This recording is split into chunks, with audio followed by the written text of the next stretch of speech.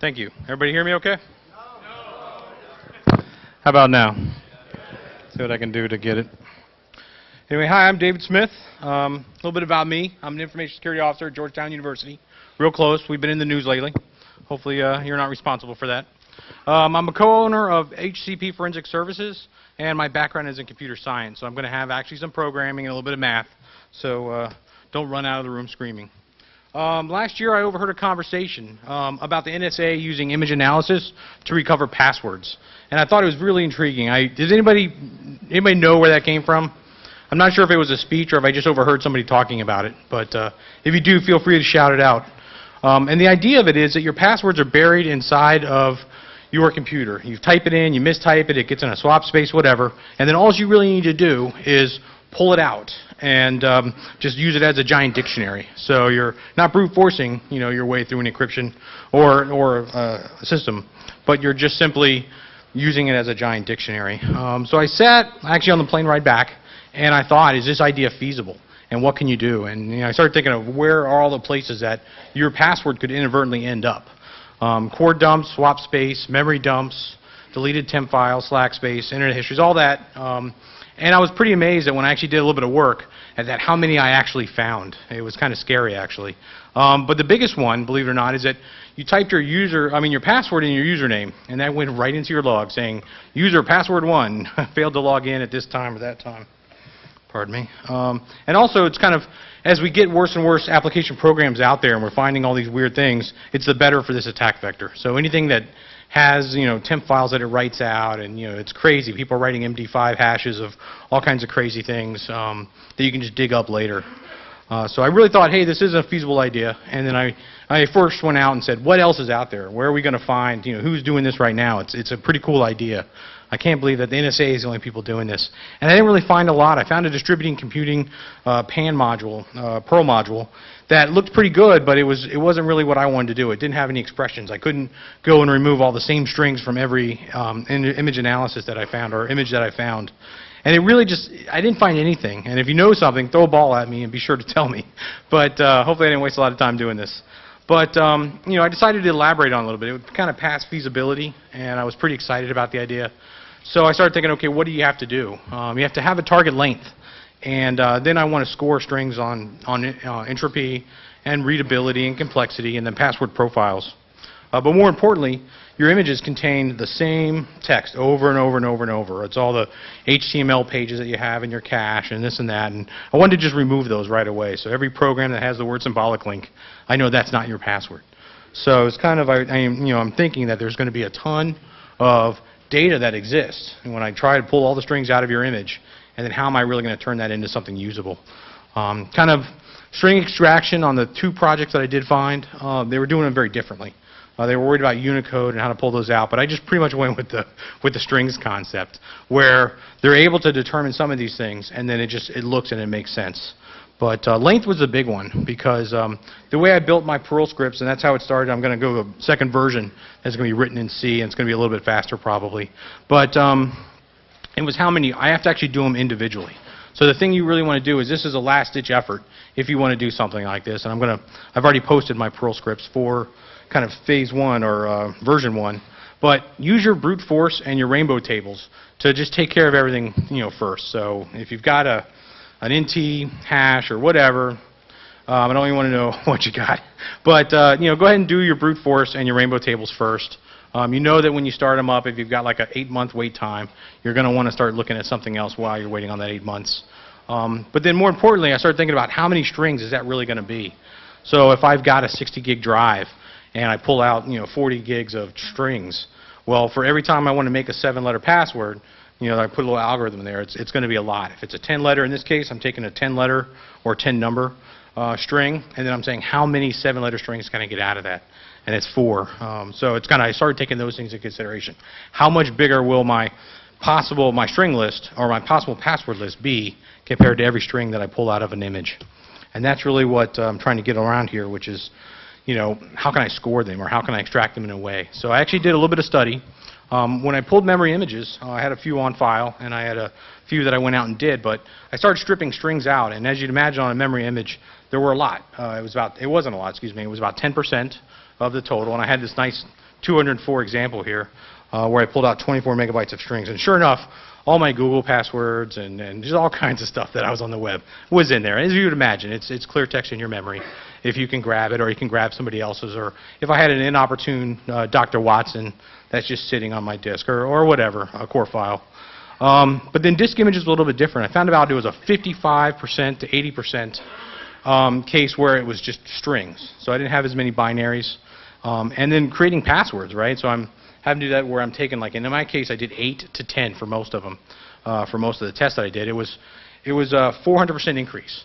So if I had, in this case, 62 gigs of strings, and that equaled 238 gigs of passwords. And that's a lot. That's something that I'm not going to run through any kind of brute force dictionary or anything like that, or just a dictionary, or John the Ripper, or anything like that. Any questions so far?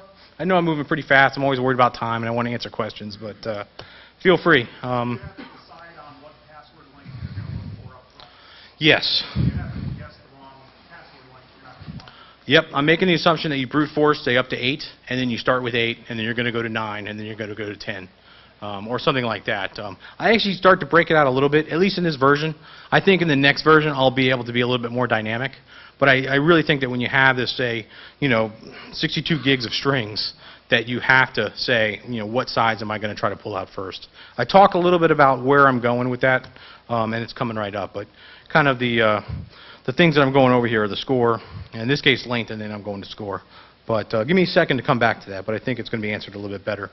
Entropy. Hopefully everybody knows what this is. It's the measure of disorder, randomness in a closed system. Most of us are familiar with the entropy of information. So of course I pull some things out here. It looks really scary, but it's not. I just want to avoid having a very simplistic password and actually checking that password. I don't want to score that high. I don't want to keep it. I don't even want to look at it. I do want Smookan Rocks, however, as a dictionary word, because that could be a password. Nice and long and everything, too. So here's a Perl script that I wrote to actually get my entropy, and I gave some examples. So this kind of really spells it out. This is a percentage, or I'm sorry, a indicator of how random that, in this case, that string is.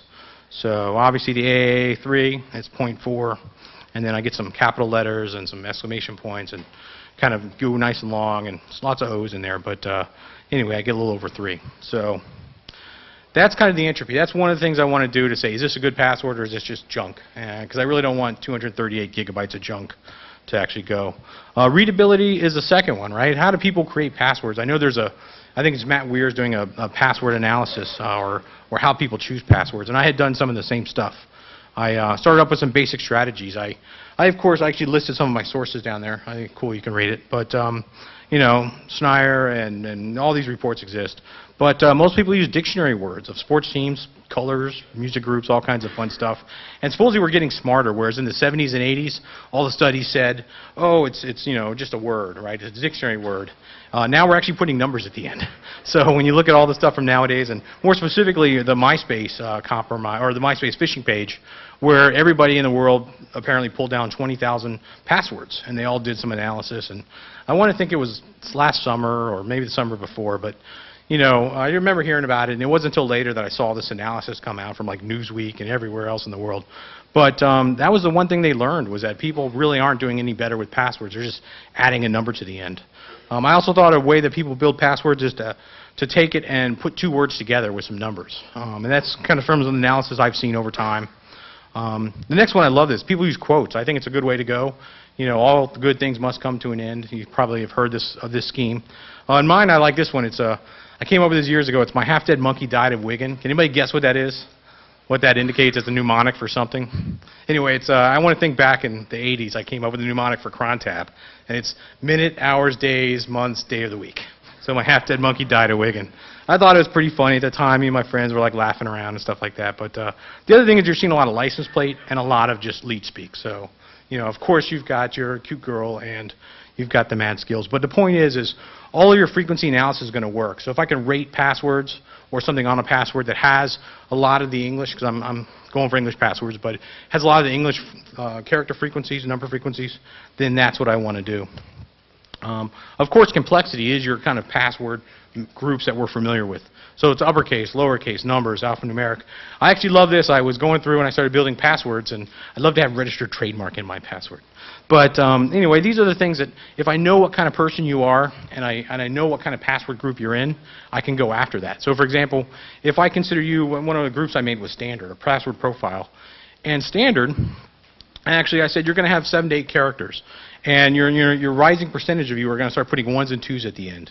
You're going to have a good amount, small amount, sorry, of 2-word combos.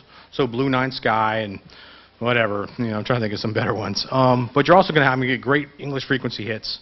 Entropy less than 4, but more than 1.4. And you're pretty much going to use lowercase a through z, 0 through 9. And if you're really tricky, you're going to give me an exclamation, a pound, and a dollar sign. And so what I'm doing is I'm saying if I can guess what user, I'm looking at the forensics image, so I can already make some assumptions, but I can rate those higher. So if I think you're someone I'm going to call a standard user that has a bad password, and I wasn't able to crack it with brute force or my rainbow tables, then I'm going to go after this. And this is going to help me, instead of 238 gigs, I'm breaking it down so that I get a smaller amount. I'm going to get maybe, I don't know, 400 or 500 megs. Or maybe that's all I'm going to ask for.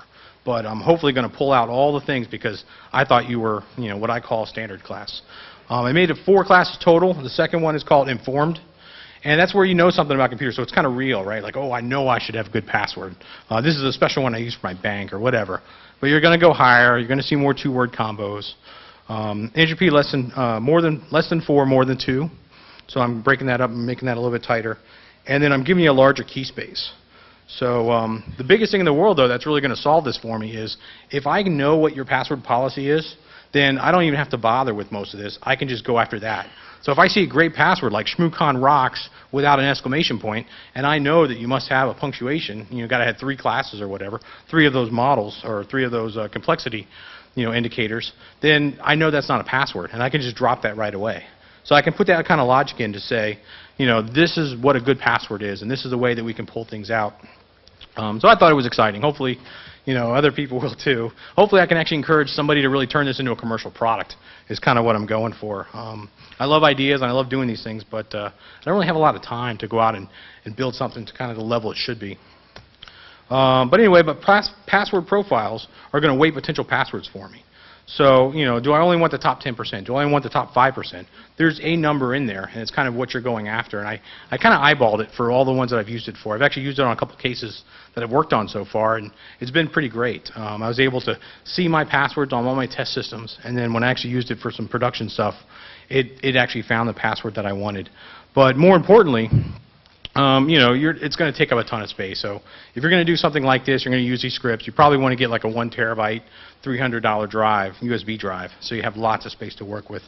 But one of the categories I didn't really talk about was one called All Out, and that's just what I thought was an NSA model. I actually try to use 238 gigs of strings or of passwords to crack somebody's PGP encryption or their TrueCrypt or whatever you want to do with it. But anyway, and so the all-out profile just simply doesn't do much. It just rates all passwords high and keeps what I consider to be the trash, which is all those OS trappings and things along those lines. But really what happens here is now as we're turning it in, so all those scored passwords turn into a dictionary. And the way I did it was I wanted to, instead of just saying, hey, give me 20 megs or give me 50 megs, it was based on percentage. So if you knew if you had 230 gigabytes and you only wanted 1 gigabyte, then yes. Well, that's probably not a good idea. But anyway, but it was all based on percentage. So you could say, give me the top 15% now give me 15 to 20%, now give me 20 to 25%, things along those lines. And that's really, now it's a manageable level. It's something that you can actually brute force. If you're getting 5, it depends on what you're using, but if you're getting 500,000 passwords per second, then yeah, you can do a lot. You might even be able to do the whole 236 gigs in your time frame that you have to work on a case or to simply go after this password. My number 1 choice was John the Ripper. Talk about some of the things that it uses to brute force. In this case for dictionary cracks. Cain and Abel, Elcom Soft. And then of course if you need to, you can go build your own if you can't find anything else. I had a case where I was working on some LDAP, SHA-1 passwords, and I had to go do something. So I actually brought some examples in. In this, now you see all kinds of good things about me. You can see what kernel I'm running, and apparently it's SMP, so you get little things, right? Please don't hack me. Anyway, and then I showed you the crack. I created a town called Testman, And I actually used it for a while, trying to do it for real, but anyway, it didn't work out that way. I couldn't. I was trying to force core files and all kinds of crazy stuff, but I just didn't use it long enough to actually have it as a real example like I had with some of the cases that I worked. But I did build this actually SPASCAN image, DC Smith 8 password out, was about I think it was about 3 or 4 gigs. So it was very, very large, and I caught it pretty early. I got it in about 15 minutes, and I checked about 3.9 million passwords. But I actually found this password, System21, or Sys21Tem88. And that was just using regular John with, really with nothing special. It's not innovative or anything like that. The second example was I went out on the internet and I said, oh great, I'm going to Google hack and find me some Cisco PIX files. And so I actually found some. I didn't go with the Cisco ones, but I actually went out and found some. I was all excited, like, oh, I can't wait to crack this. I'm actually going to use my program, but I generated it from another machine. I didn't have a machine that had this password, but I went and generated it from one of the cases that I was working on. And it got really big. It was a couple gig. I don't think it was a full 4 or 5. But it found it pretty much right away because somehow the word Cisco, maybe it was from their website or whatever. But I was pretty disappointed when it was simply just Cisco. It was somebody took the base password and I just didn't recognize it as a hash. But hopefully everybody's familiar with Cain and Abel. That's always fun. And then also went out and wrote a script, right? And showed you some of the things I did. And this was one of the LDAP ones that I did. I had a target hash number 1, and hopefully this doesn't look too scary to you. I then actually run it through a function that I wrote called check hash, and I'm simply just using the digest SHA-1, and I add the word SHA-1 because that's what LDAP does for you.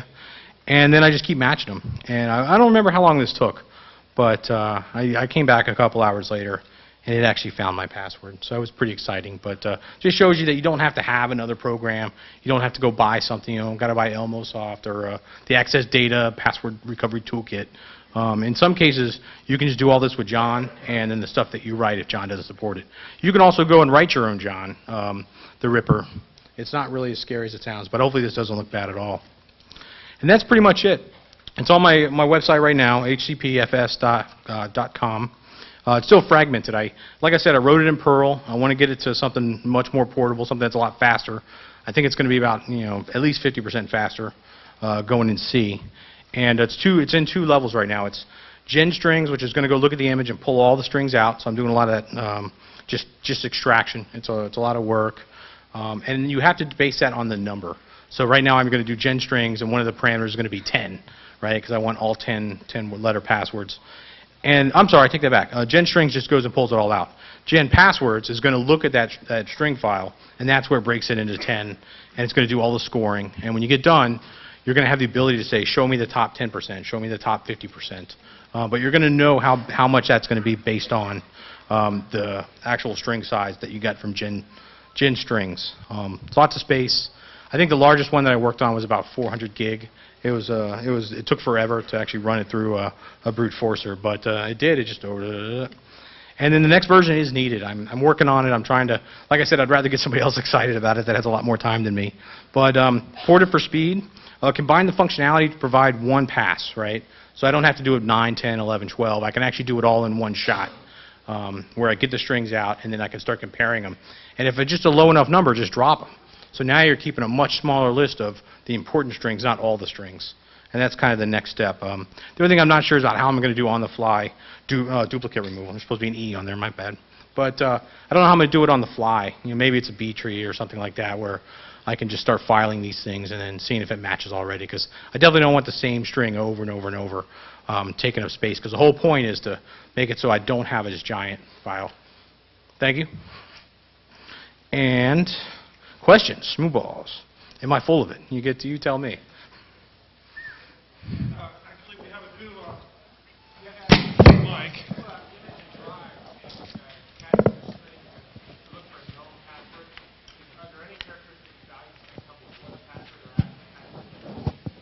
Wow, I really had a hard time hearing that. When I image a drive,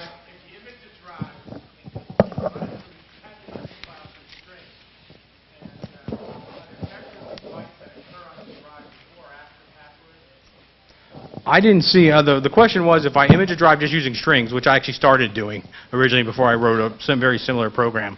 Are there going to be indicators before or after the password that help you track it or make it easier to find? I didn't see that at all. I was just doing strings to grab everything. But I don't think you're really going to get it just as easy. On the things that I did manually track down, like some of the memory images that I looked at, they really were just strings that were in there between line breaks. And sometimes they were all mixed up into one line, and sometimes they were just by themselves. But I didn't see anything, especially when I was doing the memory stuff, I didn't see anything that actually showed.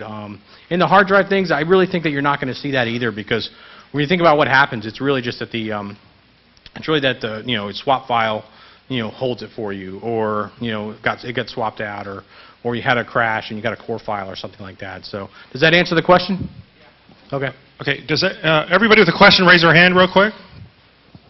Okay, we got one. Anybody else? Okay. Was this interesting to anybody other than me? I mean, I got to admit, okay, good, because I was sitting there like, oh, I can't wait to go back and try this. I was actually pretty excited. Sir? You want to be able to take clean installs of almost any operating system and use that to generate your base strings, the ones to be subtracted. And then you take a look at your image, determine what you got for operating system, and then subtract out all that stuff. That should cut it down by quite a bit. Yep, I was actually thinking of that. I also like the idea of actually using the real words. So like a 2,000-word dictionary, and that was one of the ideas I had for number 2, which is I can cut out, like, if all these dictionary words and start putting them in, and that helps me find passwords, because you're still going to make passwords that got something in there, like Super 8-Man or something like that, and they're all smaller word dictionaries. So if I can make a small word dictionary, I think that's going to help me find them as well. But I like that a lot. Take a lot of those system strings out. Yes, sir? Are you keeping track of where your hits are coming, like within the image? Like, I mean, I'm saying, like, if you can say, okay, this string is from this location in the image that corresponds to this file or core dump or whatever, and that's a hit after you do all the analysis, that's a password. Are you maintaining that kind of data so that you can go back and say, okay, I'm getting these kind of hits and these kinds of files, so that you can limit your search in the future? Does that make sense? It does make sense. I'm not doing anything like that. I really was trying to just build the best list I could and think that it was millions and millions of passwords, and then trying to get hit off of one of them. So I never actually tracked it back and said this is more of a leaky sieve than something else. But I like that idea, and I'm gonna see what I can do with something like that. But okay, I'm glad to hear that there was some other interest. It's a way to find kind of dig out the good things and bad. Is there a realistic way to protect yourself from this type of examination? I don't think so. Because you're really counting on, what's that? There you go, system strings, and of course full disk encryption, right? Because I'm not going to see nothing on that. But yeah, I like to use system strings better. If you make yours a system call or something like that, then yeah, you might get caught in a brute force. But anyway, yeah, I don't really see. I'm going to get your question. I really don't see really what you can do if I've got it clear. Like if I can catch your computer on and I can grab that image, even your full disk encryption won't help me with that. So I'm trying to think. It's Bruce Potter's build better systems. Kind of, I think, is what the real answer is. There's a question right here. This gentleman, second. Yeah. Some operating systems allow for swap encryption, such as like OpenBSD, OS 10, I think. Turn it on. Aside from the swap space, what are the most feasible areas that you've found strings in? This was my original, and it pretty much came to what I was thinking when I sat down and actually kicked it around with a few friends of mine. But it was swap space, the memory dumps, all the Dr. Watson and core files. Deleted temp files actually had a ton of good stuff. I don't know why people would put your password temporarily down. With the memory, obviously there was a lot there.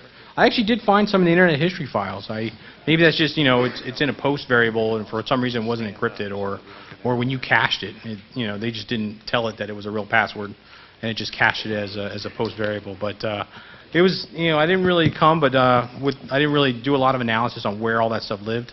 But I definitely found it in these.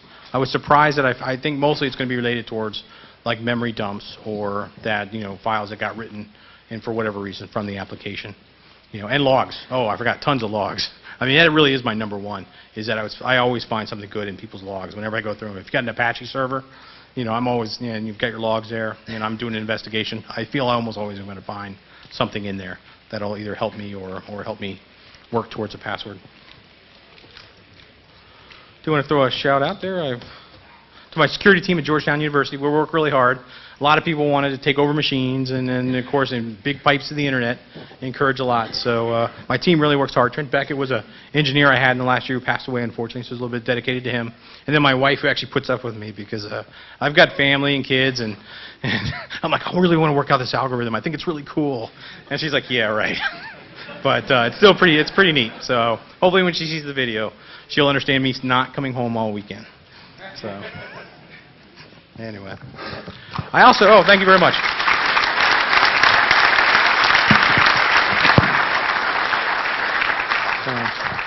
I also like the seed ideas while the next person's getting ready here. I don't know if anybody else does this, and I've been trying to think maybe it's done somewhere else, but I like to brute force passwords where I think you're going to have a bad password, so I'll put in a brute force for A through Z for the 10 characters, and then I'll start like another one with A through Z, 0 through 9, and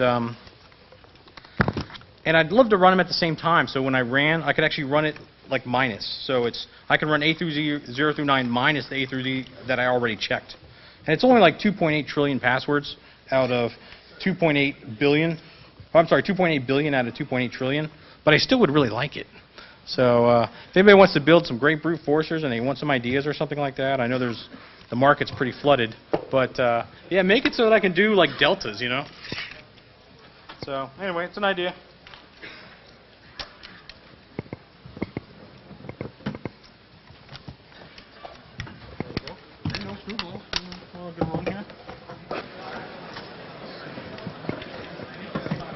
So, you don't need an audio feed or anything?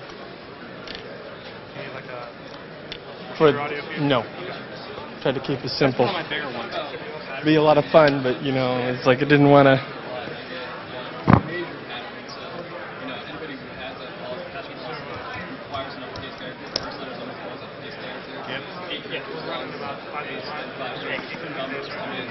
Pound or the exclamation at the end, yeah.